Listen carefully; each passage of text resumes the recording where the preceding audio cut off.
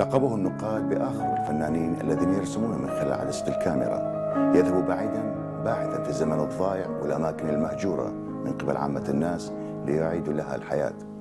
إنها حكاية الفنان الفرنسي أوليفر ميريل.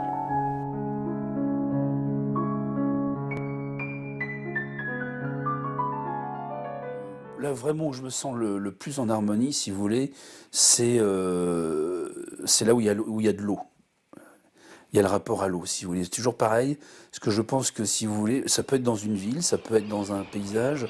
Bon, évidemment, le monde marin, parce que j'y suis né. Mais je pense que, pour moi, la quintessence même de ce que j'aime, c'est l'eau. C'est le rapport à l'eau. Si vous voulez, la symbolique de l'eau, parce que c'est le miroir, en plus. C'est ce qui reflète le monde, et c'est ce qui vous permet d'abolir les frontières. C'est au-delà du miroir, même.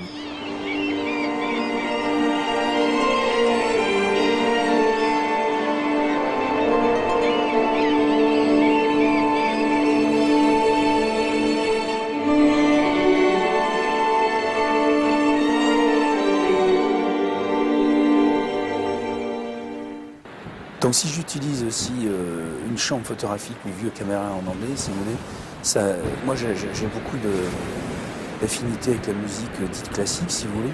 Et moi, une chambre photographique, pour moi, c'est comme un instrument de musique. Quand j'arrive sur un lieu, je viens d'abord sans la chambre photographique. Je rêve à l'image, et une fois que l'image est imprégnée dans mon esprit, si vous voulez, je détermine à peu près avec les saisons, avec le mouvement des lumières, etc., etc.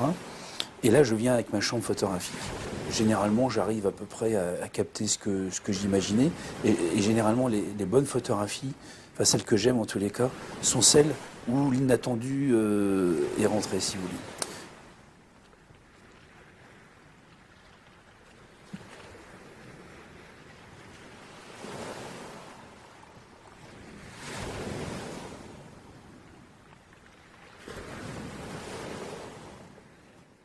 La chambre photographique, de par les bascules et les décentrements, me permet de mettre sur le même plan le très près et le très loin, sans déformer, si vous voulez.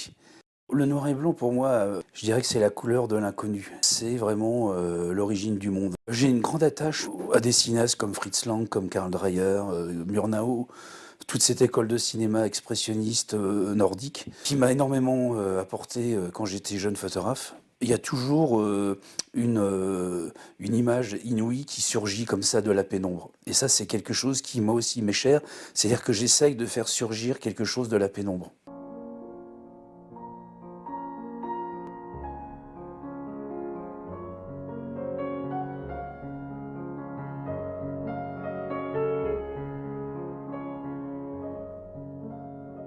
Alors, la maison de Victor Hugo m'a été proposée par la conservatrice Danielle Molinari en 1998 pour travailler sur la maison d'exil de Victor Hugo à Guernesey, où il a vécu, je crois, pendant 18 ans. Et ça, pour moi, c'était une expérience très forte, parce que j'y suis allé seul en plein hiver pour essayer de m'imprégner de l'esprit de Victor Hugo et des lieux, dans le lieu qui est très fort, très prenant, parce qu'il est très sombre. Et je faisais 1 ou 2 photographies par jour parce que j'avais des temps de pause longs. Et j'ai essayé de faire surgir d'un lieu inanimé de la vie. Et ça, pour moi, c'était un défi tout à fait magnifique, quoi, je veux dire. Je ne me sens pas du tout impressionniste. Eux, ce sont des gens qui se sont ouverts de l'atelier pour aller vers l'extérieur. Et ils ont essayé de travailler par rapport à l'éphémère, si vous voulez, c'est rendre visibles les vibrations du temps et de l'éphémère. Donc moi, de mon côté, ce qui m'intéressait, c'était un siècle après, en noir et blanc, de revisiter les lieux qui avaient été faits par ces hommes, et avec ce qu'on appelle l'apport de la modernité.